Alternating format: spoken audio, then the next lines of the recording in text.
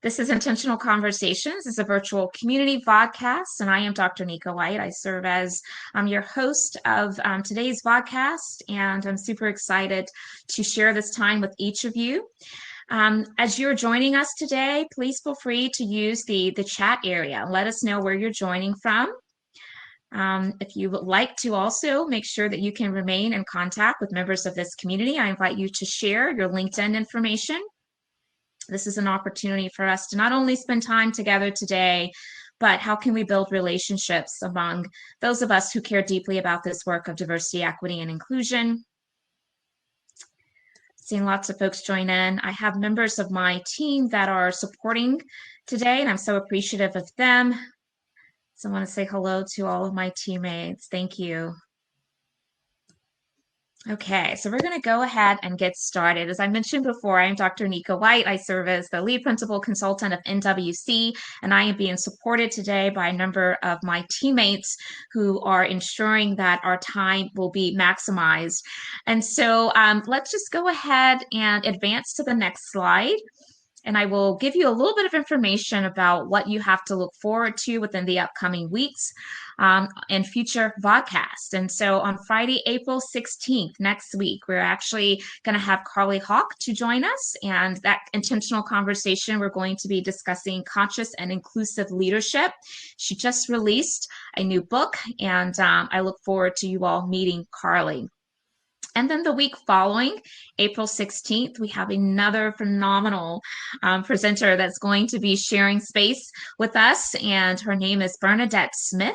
And in that intentional conversation podcast, we're going to talk about unconscious bias, how it shows up specifically in customer service situations, and why it's important to reframe conversations around DEI in a positive, proactive way. And so for those of you who don't already know Bernadette Smith and follow her work and her reputation precedes her, so definitely make sure that you're tuned in on April 23rd.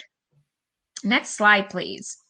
We have for the past several weeks been reminding each of you, and maybe this is new information for some of you who are joining today for the first time, about our spring book club. We're so excited to welcome Karen Catlin, who is going to be sharing space with us as we talk about her new book, Better Allies. Actually, what's new about it is she just released a second edition, but it's all about everyday actions to create inclusive, engaging workplaces. The dates of those book club sessions will be April the 22nd and the 29th from 8 p.m. until 9 p.m. Eastern Standard Time. She is on the Bay Area, the West Coast, but we hope that you will consider joining us and also socializing this opportunity with those in your network that you believe will gain value from being a part.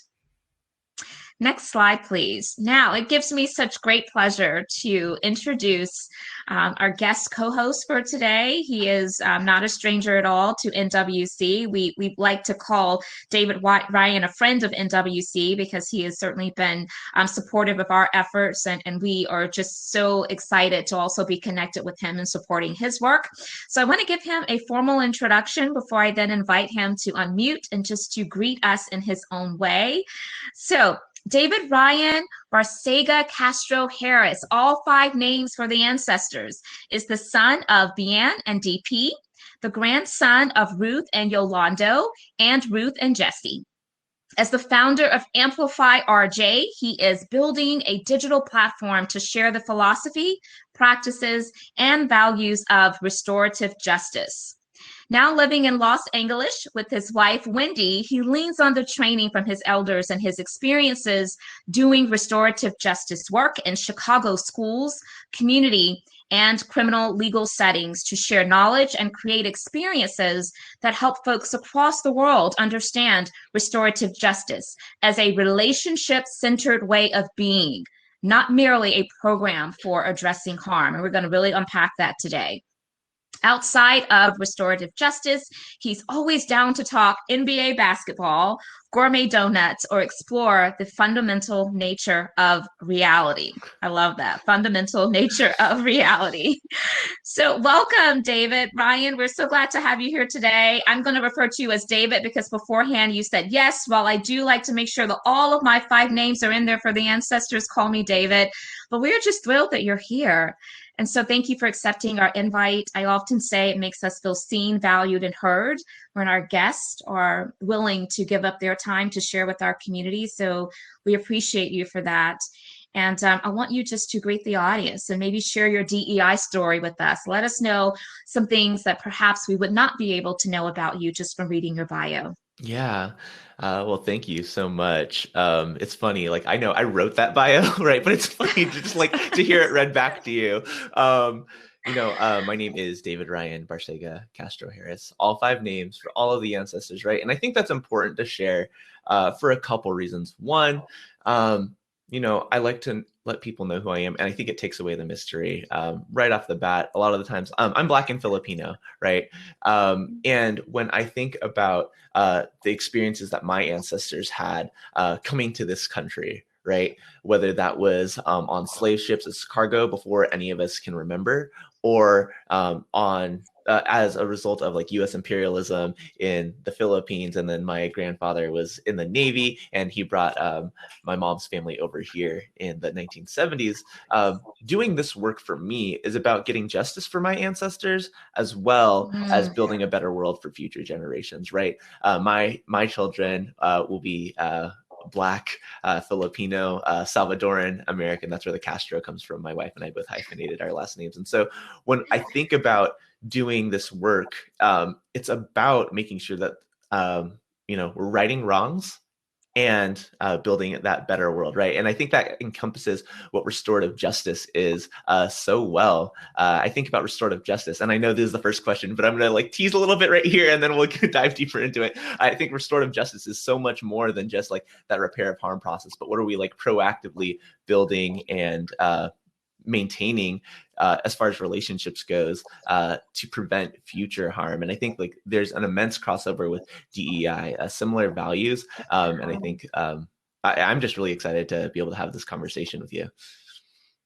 Likewise. And so we've already said restorative justice a couple of times today, and I'm sure there's some members of our audience that are quite familiar with that phrase, but then there also are some that are wondering, what is this construct exactly of restorative justice? And so I just want to get a quick poll going, and I think we have one that's set up. And the question is simply, do you know what restorative justice is? And, our options are yes, I live and breathe this, sort of, sort of, kind of, maybe. And then totally, what's that? I need you to really unpack this for us. And so we'll give our audience just a few moments to address where they are with the response to that poll question, and we'll come back to it in just a moment. But I love the fact that you are unapologetically always wanting to amplify your full all 5 names and the spirit in which you do it. I think that's beautiful. I really do. And I'm reminded that so often when we are engaging in this work, it's important and it's relevant to understand the lens in which people come to this work and how they just show up in general to the world. And so my team and I were talking, and one of the questions that I ask of every candidate that may be in the vetting process to join NWC is, what is your DEI story? Mm-hmm. And what I'm looking for there is, again, I want to understand what are those identity points that shapes your lens of the world, how you show up, how you interact with others. And it has such great relevance.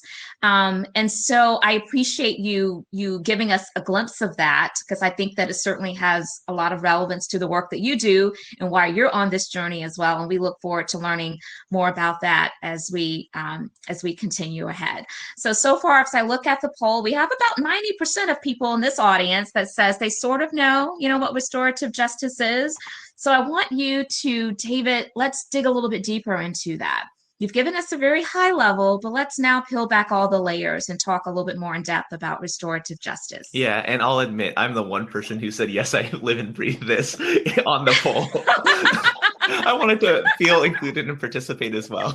I love it. I'm glad. Yes, you were seen and you're valued and heard. Yes. I'm glad you put your vote in. So for those of you that said sort of, like, I'm so glad. And a lot of the times when people hear the word restorative justice, they think about it in the context of, ooh, we got another one. Nice. A lot of times when people think about the word restorative justice, they think about it in the context of either the criminal legal system or schools, like breaking the school to prison pipeline. And for me, like that's where I came into the work. I was working in an employment program, like when I was I didn't even finish my bachelor's degree, but helping people find work. And those that were having the hardest time finding work were those who had records in the criminal legal system. Instead of asking who are the felon-friendly employers, which is an important question to ask, right? Like ban the box initiatives are so important. Right. But like I really started thinking about like the root cause questions about like why are we treating drug problems as criminal legal problems instead of healthcare problems, right? And then that sent me down a path learning about the war on drugs and mass incarceration as a whole, learning about the school to prison pipeline, the foster care to prison pipeline, and things like that, right? And along the way, I learned the word restorative justice. And at the time, that's where I was like, oh, it's an alternative to punishment.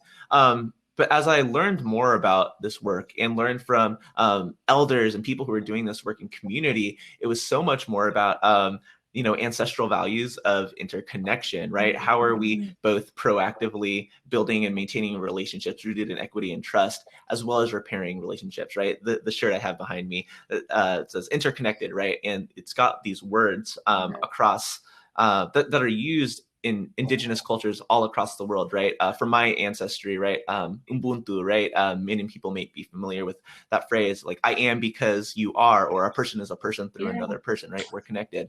Kapwa is a phrase in Tagalog or in the pre-colonial language of the Philippines, Babayan, which is really getting to like the shared interconnection between all beings. But it's not just like unique to my ancestry, right? Here on the place that we call the United States now, right? Turtle Island. The Lakota use the phrase like Mitakuyasan, we're all relatives. The Mayans use the phrase in Lakech, Alaken, I am another you, you are another me. So of course, when you operate with that assumption, you're not going to be throwing people away. You're not going to be overtly punitive, right? Like we value the people who are a reflection of us. We value the people who are our family. So what are the things that we can do to work things out between us when there's conflict, meet the needs of everybody involved, but also proactively do the work to prevent that harm from happening, meet the needs of those people proactively.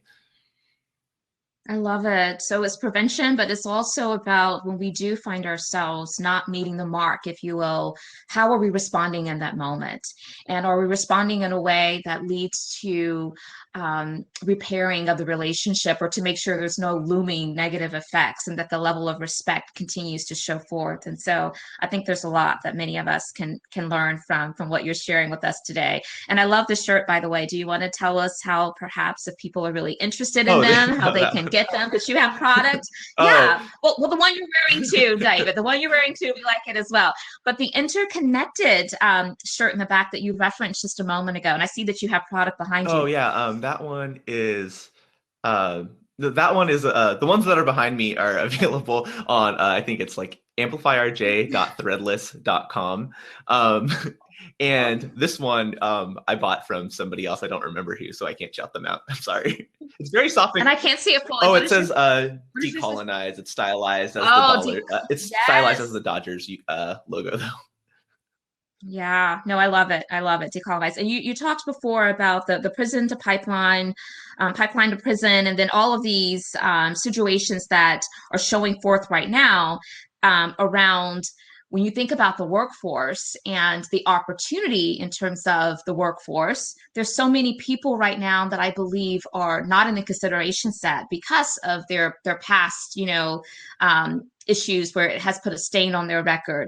And not only is it an issue of inclusion or the lack thereof, it's also an issue of workforce, and so I think that sometimes if we broaden the conversation and make sure people can understand all the implications of it, it may allow some folks who are not yet in the conversation to get engaged. Recidivism it increases when people can't be gainfully, employed, right? And so I think we have to consider all of those factors as well.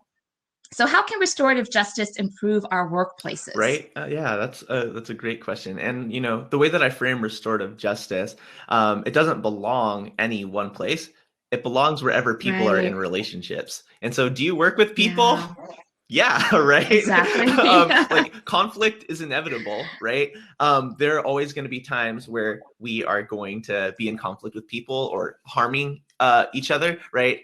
And like, how do we navigate that, right? How are we like mitigating that proactively? Like, how are we creating proactive agreements about how we want to be together, where everybody is on the same page, right? As well as like, how are we repairing harm when it happens? And I think like when we talk about addressing harm, there are like 4 different ways that we can do that, right? Like there's the restorative way, right, where there is like high support for people and like high like limit setting, discipline, if you will, like teaching, expectation setting.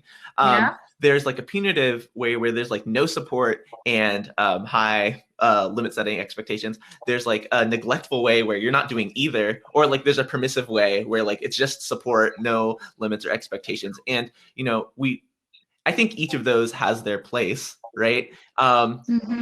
Doing something for someone, like if there is something that is like so immediate that like is a safety issue and somebody did not complete that task correctly, like I'm gonna do that to prevent like future more harm from happening, right? But then hopefully I'm going to go back and like work through it with that person and talk about, you know, how do we move this forward?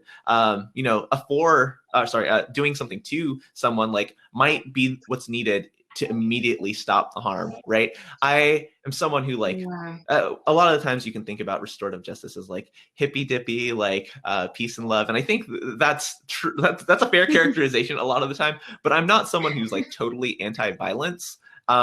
There are times when violence is needed to stop harm, to like save somebody's life or livelihood in any given moment.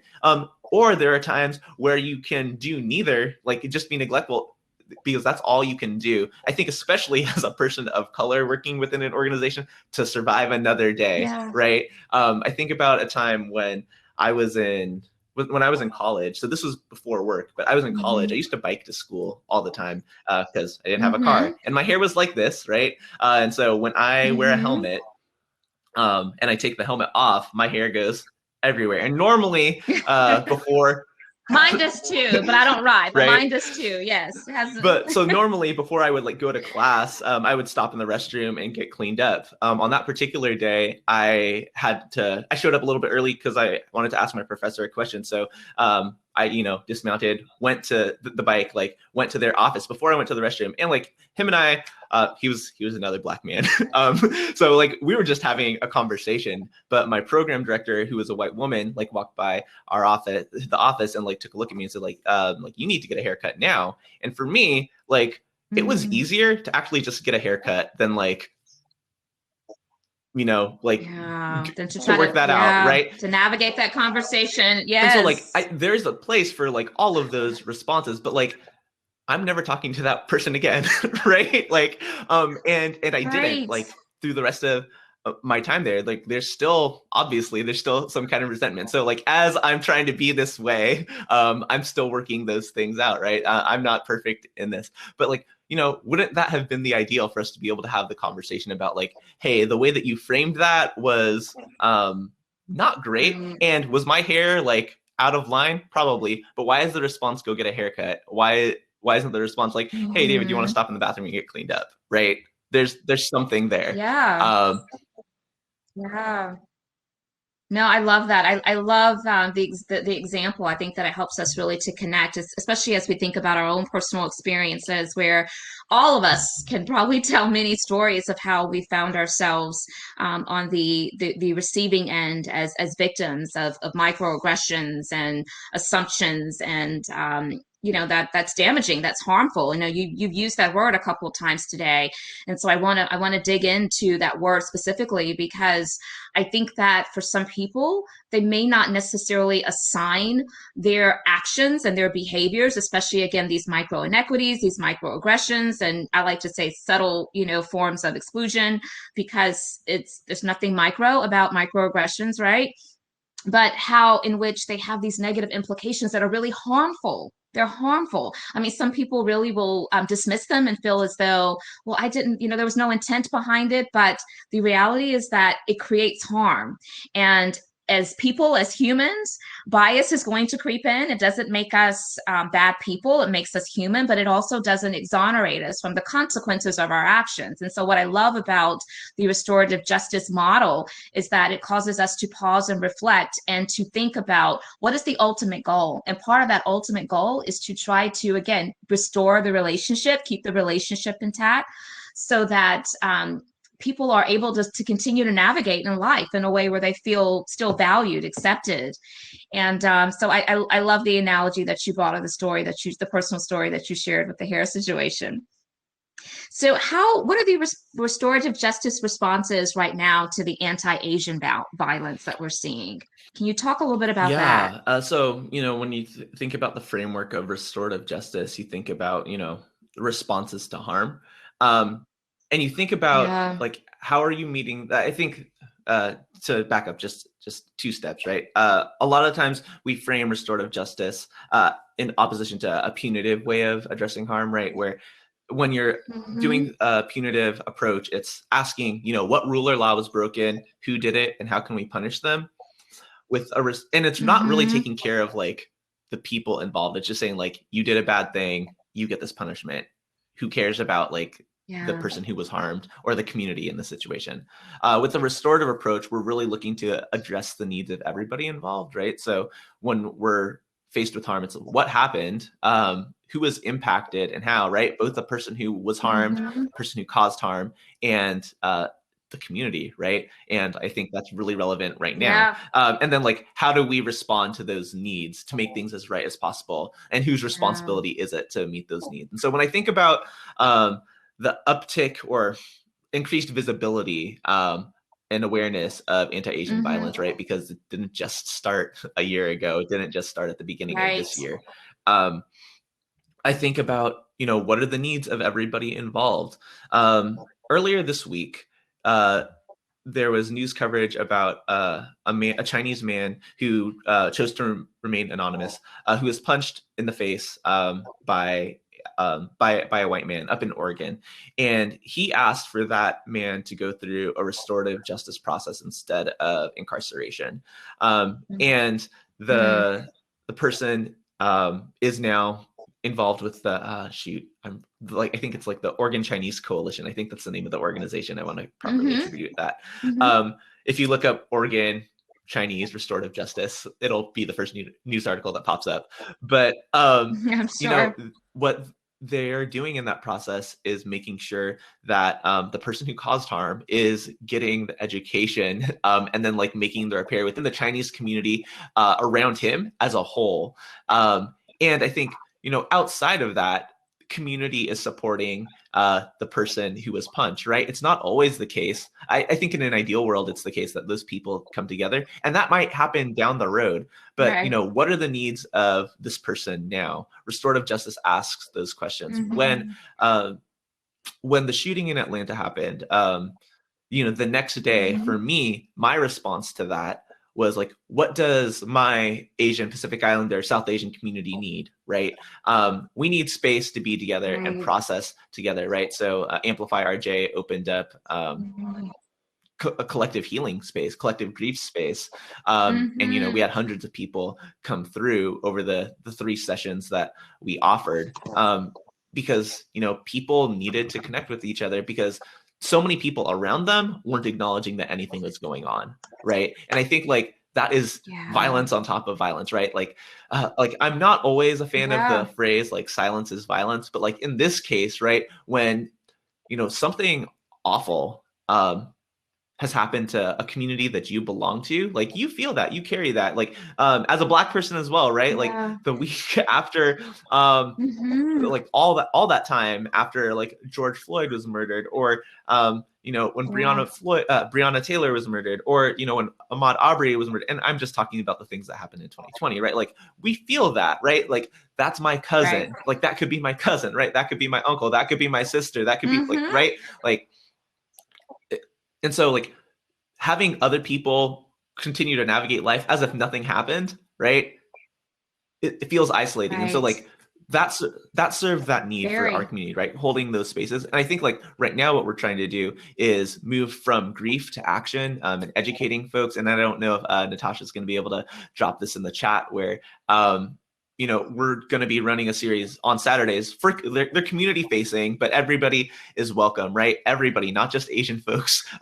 Like Asian people are only like 5% of this country's population. So like we need more people to be aware of how this is causing harm and how you can be responsive, right? So restorative responses to anti-Asian violence is the series that we're doing on Saturdays, right?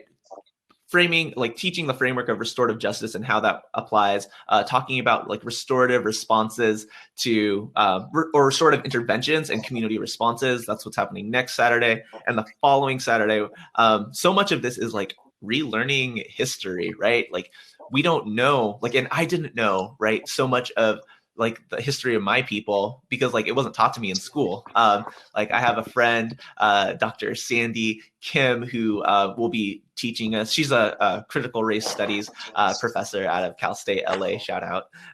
And she's going to be teaching our community, like the origins of the model minority myth and like how we are like all pitted up against each other, right?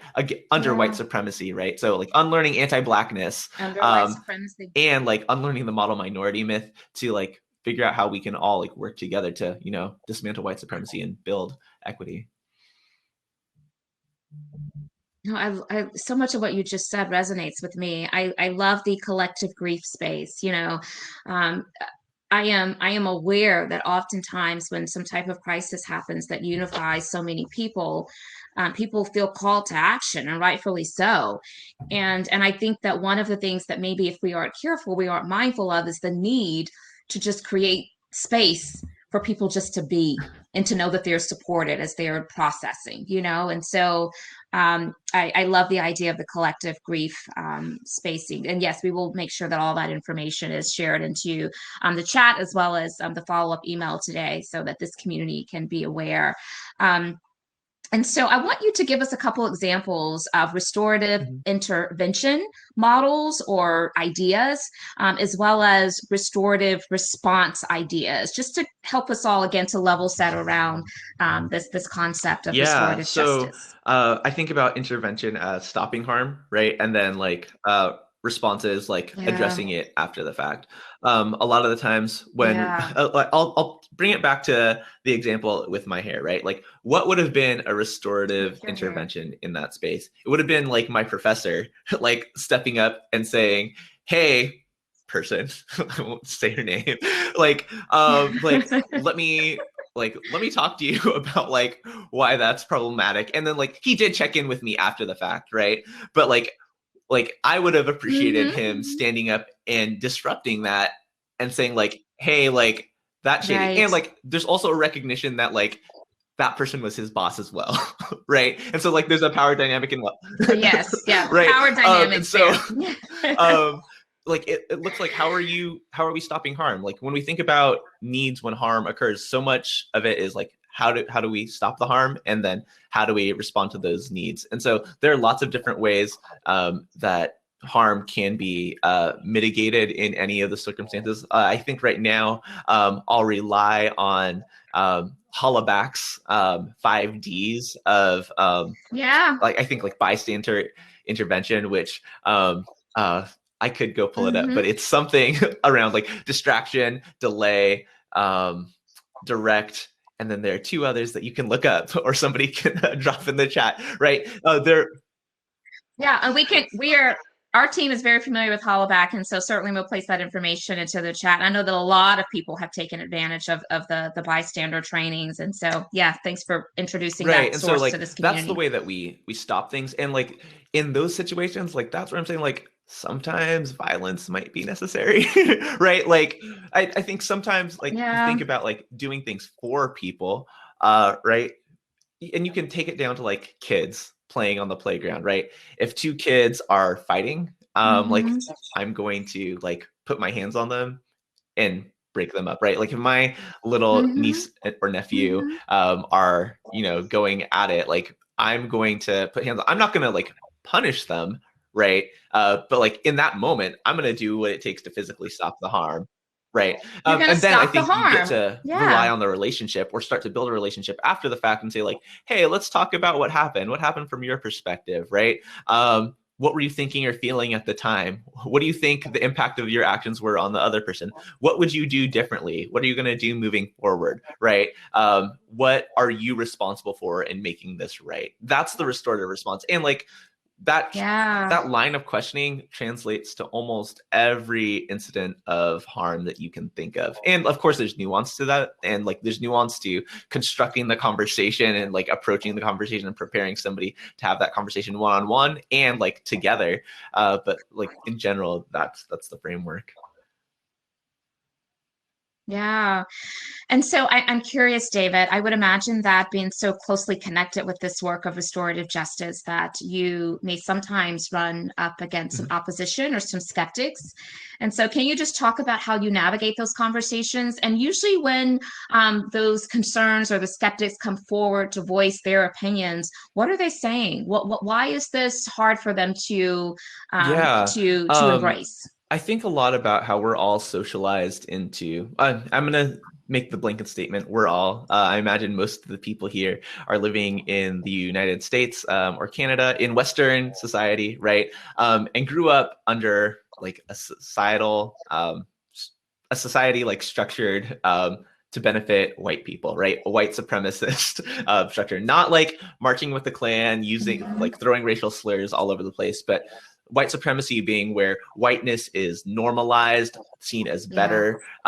And what comes with that often is, yes, the sense of like one right way of being. And I'm leaning on the writing of Tema Okun, if somebody wants to drop that in the chat as well. Tema Okun, where she characterizes white supremacy characteristics as like, you know, one right way of being, like perfectionism, right? If things aren't this one way or the way that it's written in the policy, like that's wrong. No other perspectives are valid, right? It also looks like individualism. If restorative justice is about interconnection, white supremacy culture is about disconnection. Like I need to hoard the power so I can take care of me and mine, right? I'm going to be defensive when I'm approached about those things. I'm not going to want to collaboratively problem solve things with folks because like what I know is right. And so, you know, it's really acknowledging that people have been socialized this way to think about themselves, not necessarily collectively, not knowing that like when people have opposition to this, it's coming from a place of ignorance, whether willful or not. And we can talk about that piece, right? But it's just for me asking questions about, you know, well, given this scenario, right? Like, what do you think would be the best thing for people in relationship? And I think that's really what it all comes down to. Like, do you value the relationship or do you value like this task getting done the exact way that you wanted it to be? Do you value the relationship or do you just want to save face for yourself? Do you value the relationship or do you, you know, and any number of different things. And like, if you confront the problem like that, framing it around relationships, like it's inarguable. And like there might be some people who say like, I just don't care about the relationship. And then there's like, well, there's a problem there, right? And then we're probably not going to go much farther in the conversation. And I think like along those lines, like we do live in a society that doesn't really incentivize us to really be in a relationship with each other, right? Especially now in COVID times, I don't interact with people that I don't choose to interact with, right? And the world used to be built more along the lines of like being interconnected and relying on the people around you. And like our lives in a lot of cases have been made so efficient to like just meet our needs. But, you know, if we think more collectively, thinking about the relationships, I think that's the way that we open people up to this conversation. Yeah, I often talk about how even when we find ourselves victims of or even witness to, you know, some type of harm that has been caused through bias, you know, microaggressions, micro inequities, that if we want to really correct that, we're going to have to make sure that we're thinking intently about, do I react or do I respond? And I think that when we are reacting, we're so in the moment, we may not think about the implications to the relationship, right? Because it's really about that moment in time. But when I think about the restorative nature of again, just making sure you move the relationships to a place where it remains healthy, that's where you're going to maintain influence to be able to increase the likelihood of behavior change when you find that someone, again, is operating in this place of harm that could be creating negative complications or implications for others. And so I'm so aligned with this work, and I appreciate you sharing with us today. So you mentioned white supremacy, and you helped us to understand that, again, it's not just, you know, the KKK marching. It's some everyday mindsets that are showing forth across every single system and people's just way of being that we have to continue to educate around. How is restorative justice the antidote to white Yeah, supremacy from your I vantage think, point? when I think about restorative justice, part of it is the repair of harm process, right? I use the model of the tree when I teach, and Natasha linked the Google Doc. There's a video where I break this down in much more depth. That's linked there. But restorative justice, when I think about it as the branch, those restorative justice processes, those conversations, those conferences, like healing or conflict resolution circle, like those are like the branches of a tree, and the fruit of the tree, Mm-hmm. right, are accountability, healing, relationships, and all that, right? Yeah. But in order for a tree to like have fruit, right, you need to have strong roots rooted in values that are about Right. interconnection, compassion, respect, equity, right, and supported by a strong trunk that are proactive restorative practices, from taking care of yourself, self-care, and community care. Like, so what are the things that you need to do to take care of yourselves? What are the things that you can do to create an environment around you that are taking care of others, right? That flies in the face of a white supremacist culture where we are just valuing productivity over people, right? Or like that sense of urgency over people when we're thinking about using like a trauma-informed practices or social and emotional learning, right? Like that is like, Yeah. again, emphasizing the connection between folks when we're thinking about the ways that the intersections of our identity play into and impact the communities that we show up in. That's flying in the face of white supremacy, saying like, the way that I, as a biracial, light-skinned, like relatively light-skinned person of color, show up in one space is going to have a different impact. And it's not just this one way. Like, so I need to be open to having multiple people tell me about like how I'm either benefiting or harming them, or like what my role needs to be in the space, right? Just because I've got the letters MA because I have a social justice degree behind my name doesn't mean that I am the person who needs to be making the decisions, right? Like, what is the collective know? Just because Right. you're appointed to a certain title, right, doesn't mean that you're the best person to be making decisions. So like the collective decision making, collaborative agreement making, right, are restorative practices. And like, of course, when it comes to that repair of harm process, right, we're thinking about really leaning into this discomfort instead of being defensive, and listening to other people's perspectives and figuring out a way that is going to meet the needs of everybody, instead of just saying like, nope, I'm in charge, my way, this is the way that it's got to be. Yeah, no, so well spoken. I appreciate that. So you introduce intersections of so many different, identities, and so I want you to talk a little bit further about that. Why do we need to be conscious of the impact that intersections of our identity Yeah, have I mean, on I this think this because body of work? people are different, and people have different experiences and Yeah. backgrounds and knowledge about people from different experiences, right? And so, like I said, like like cisgender het man, like there's an immense privilege in that as I move through the world, right? Um, and I'm also like very obviously Yes. a person of color, right? I'm right? There, and I'm socioeconomically privileged, relatively. Um, not 1%, but like Hmm. Hmm. we're doing okay. And so, like when I go into a community where there are people who have been there for a long time, right? So, like when I first moved to Chicago, or early on in the time that I moved to Chicago, I moved into and to do restorative justice work in this community called North Lawndale. It's on the west side. I was doing work with youth ages 18 to 24 who are involved in the criminal legal system. So like, yes, we all share like cishet maleness, right? And like we're we're all Black, right?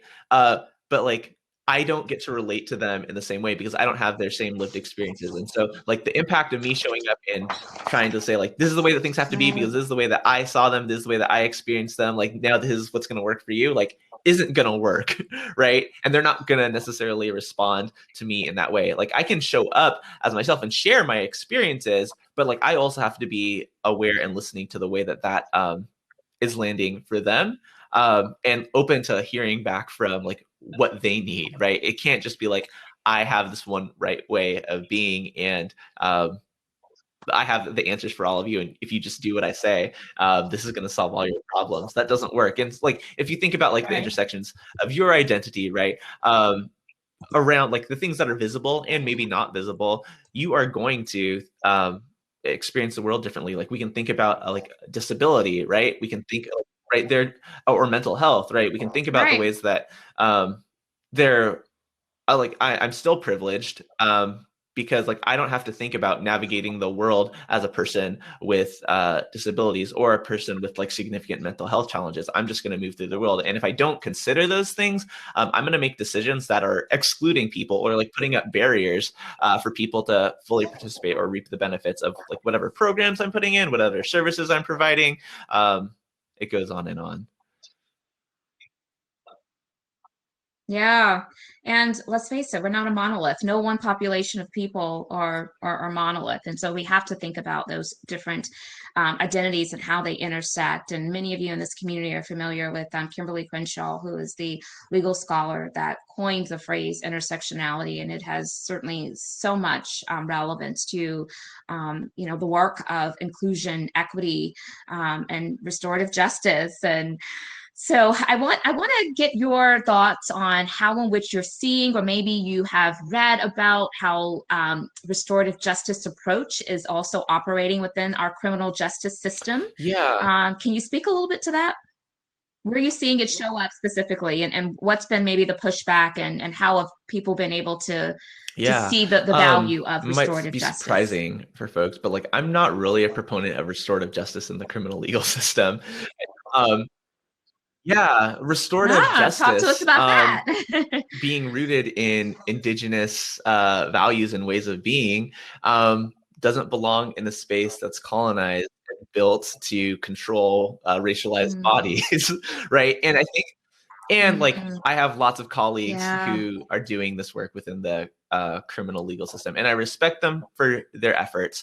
I also know that the system co-opts things, right? And so like while it might be harm reductive for the people involved in certain programs, right? And there are lots of different models, especially in juvenile cases, right, where they're trying to really do that repair of harm work, and meet the needs of at least the person who has caused the harm. And like victim services like is a totally different thing, but like the criminal legal system is inherently about like either the state versus somebody or like a person against another person, and restorative justice is about collaboration. Like we are connected, how do we move forward to reach a solution that works for everybody? The I'm laughing because I was selected for jury duty and talked my way out of it just a couple weeks ago, just like for articulating this exact thing, right? Like at my core, I believe that like we should be able to work things out with each other. Why are we bringing in like if a trial ever goes to jury, right? Like why are we bringing in 12 strangers who know nothing about the people involved, right? Who are coming in with their own prejudices about the case? Like there's no objectivity, right? To follow a law, right, that was constructed to, maybe with public safety in mind, but also maybe like thinking about actively harming a certain group of people. And so like, how do we expect justice, right? The needs of people getting met by putting 12 people who know nothing about a situation into a decision-making process over the people who were most directly involved. And so like, there are ways that restorative justice can like make it more humanizing and get better outcomes. But I think this work so much more belongs in community. And so like when I'm talking about the work of Amplify RJ, it's making people aware of all these things so we don't necessarily have to leverage all of those punitive resources, right? we have relationships Yeah. with people in our community, Preventative. if there are people Yeah. in our communities that we can go to help resolve this kind of conflict, like that's just so much better. Yeah, yeah. Well, it's like you said before, this is also about preventative, but then once you find yourself there, how do you respond? And so I appreciate your perspective on that. So I'm going to invite our audience to post questions into the chat, and my team is going to be pulling those out and putting them into the backstage chat so we can present your questions to our guest today.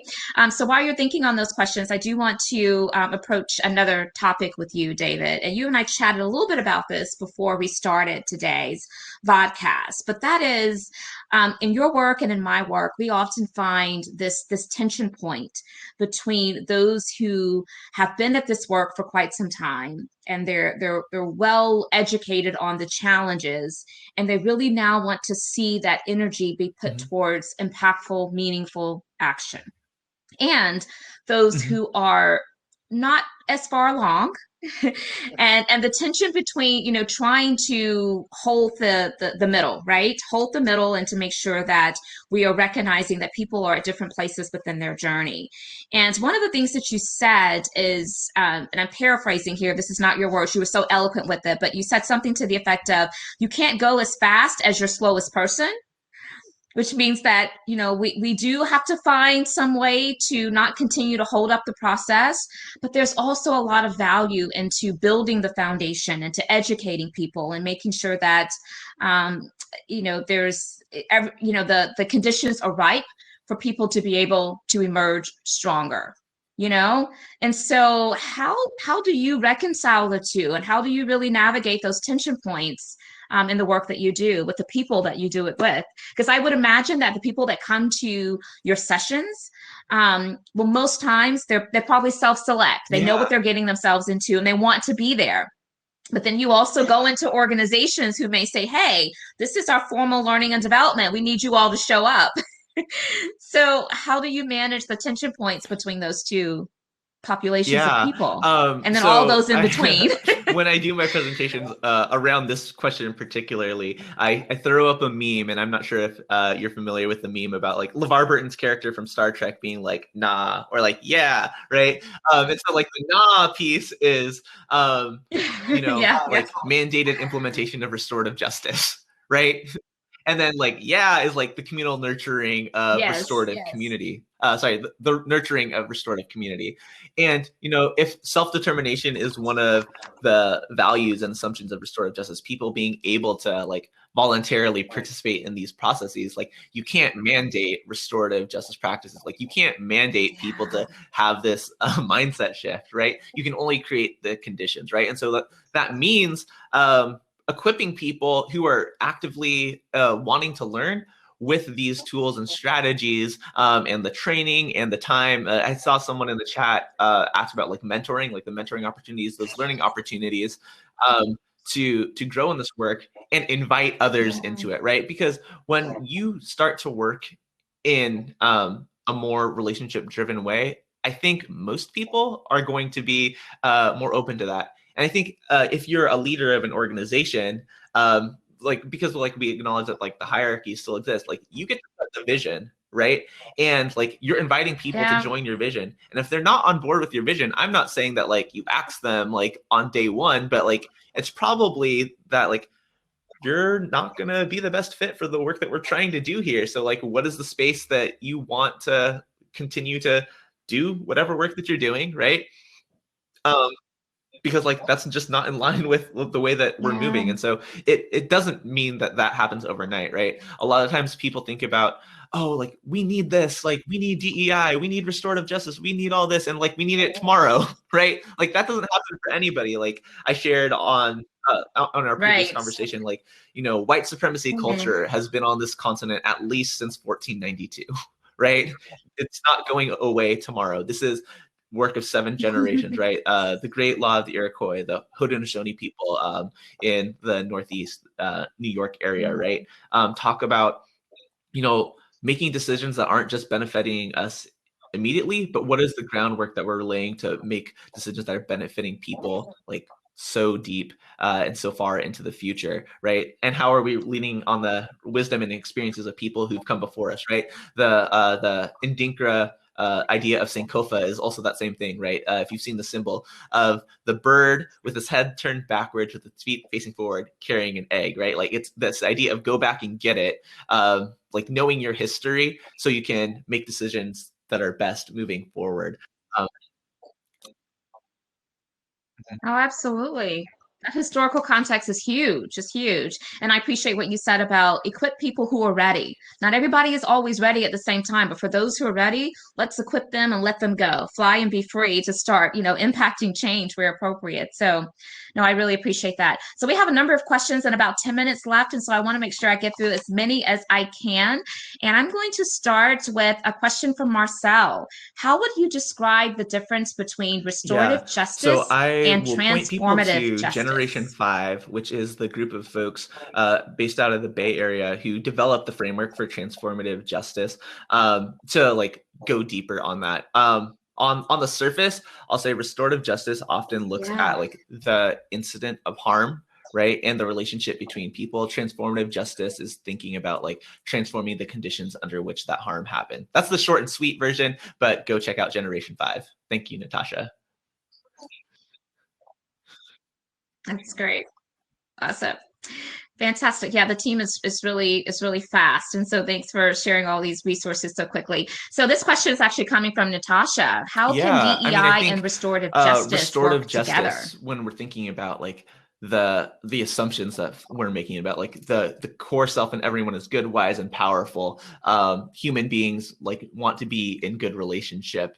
You know, we are all uniquely gifted and we're all needed for what we bring. Like that is often the foundation for that can be the foundation for doing DEI work. Like we don't want to just like include people from diverse backgrounds into a space that is steeped in white supremacy culture. Like what are the assumptions that we're making about the way that people are, and how can we you know proactively like create those spaces and those practices within our organization's culture as we're bringing people in. Like those policy questions are important, the marketing, the hiring, those are all important, but like what are you bringing people into, right? And I think restorative justice really pushes people to think about like what does it mean to be a part of this community, what does it mean to like be in relationship with the people here, right? And how do we navigate those relationships? And to me that relates to what we often refer to as, the culture, the values, how in which we support each other, how in which we hold each other accountable, how in which we are engaging in each other that allows people to feel seen, valued, and again, this sense of belonging. And so, yes, I think that there's so much correlation between restorative justice and especially as it relates to the relationship piece of it, because as you mentioned, where there's people, there's going to be the potential for bias and conflict. And so how can we make sure that we're preparing folks to navigate that appropriately? Okay, so you've caught a little bit of attention as you were talking about your sentiments related to the criminal justice system and restorative justice. So Sean's question is, in regards to criminal justice reform, do you advocate for innovative reform practices, or do you think it would be better to abolish the prison system as we know it burn it to altogether? the ground. It may be a deep question, but go ahead. Well, and I think like what comes with quick, that, simple answer for you: burn it to the ground. Ruth Wilson Okay. Gilmore, who David Ryan is said one it of the here. foremost scholars on abolition, and I know like we don't just have to look to the academy to learn about this stuff, but like Ruth Wilson Gilmore, she's written a ton. She talks about like abolition, right, as a process of like creating life-giving systems instead of just abolishing those systems that they're not going away in your or my lifetime, right? So like what are the things that we can be doing outside of that to prevent ever having to engage in those systems in the first place, right? Like defund the police, yes, I guess, but like abolish the police is really where I'm at, right? Removing resources and like investing those resources in other places are helpful, but I also don't want like punitive systems or like control-based systems to be like replicated in schooling and social work, right? Like those punitive mindsets, those mindsets of control can show up in lots of other places. It's not just about the police. for like the police as an institution, it's about like the mindset of policing. And so how can we move into a space where communities are supporting each other, giving the skills and like mutually coming together to problem solve, right? So like mutual aid, and there's no one right way of doing this, right? We're all trying to figure this out. So when people come back and say like, well, what do you expect to happen when insert situation? Like, it kind of depends on the situation, right? When people think about, oh, we need the police for this, like my challenge is like, what do you want the police to do? Like, what need are you asking the police to fill? Like, and then how can we meet that need in community? Or like, what role do you expect prison to fulfill? And how can we meet that need in community, right? Because it is rarely, and I'm not going to say never, because we live in a very complicated world, but it is rarely the best thing for policing in prisons to be the response to any given situation.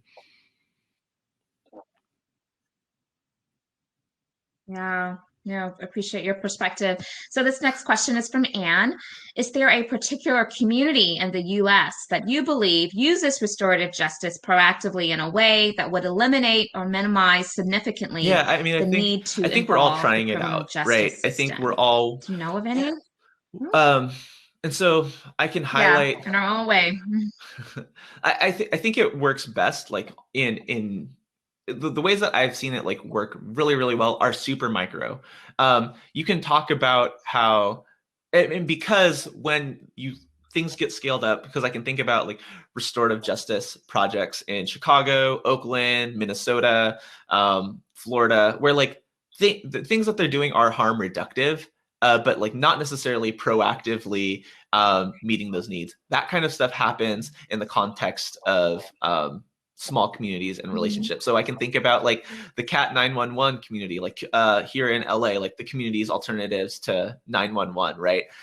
Or like there's this collective of folks I know out in Long Beach who are doing this work. But it happens like this is like with integrity or fidelity so much easier on a small scale. And I think it's the work of all of us over the next, couple decades to figure out what this looks like on a larger scale. Right, like it's all about like the context of relationships, right? And so when you're talking about like institutions, organizations, city governments, it gets tough. Yeah, definitely a lot of complexity there. Okay, so this next question is from Christina. What role do you think abolition plays in restorative justice, I think if any? Restorative justice is actually plays a role in abolition, right? Like if abolition is a goal, right? Getting rid of death-making institutions and producing life-giving institutions, restorative justice is a lens that we can view this work. It's also a mirror that we can hold in front of ourselves to see like where we need to do the work for ourselves. I want to shout out my friend Denmark for bringing up that mirror work image for us, right? But it is a tool, a way of being that will help us get to abolition and liberation.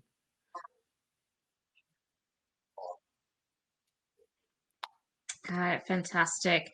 I believe those are all of our questions, which is working out perfectly because we're almost at the top of the hour. This has been so rich, so much great perspective. And so I really appreciate you accepting our invite to share today. The last question for you is more or less not a question, but just giving you an invitation to share. If there's anything we haven't talked about today that you're feeling really passionate about or you think would benefit this community to know. Yeah, I'm going to shout out what is that? You have a moment to share. He asked a question about like what role this plays like with mentoring. I think restorative justice is not a program, right? It's not a set of questions. It's a way of being, and the way to learn best is to be in community with people who are practicing this way. And so Amplify RJ offers opportunities for people to do that. We're still building out some of the structures for people to engage like on a larger scale. If you want to do this work though, like find the community of people around you who want to learn and practice together. It's not just about like, you can't do relationships in isolation, right? You can't be learning the thing and like practicing this thing in isolation. So rely on your communities, like, right? Interconnection is what this is all about. happy to connect with folks, either LinkedIn, amplifierj@gmail.com, Instagram are the places that I'm most active. But I'm really appreciative of the time and the opportunity to share with the people here.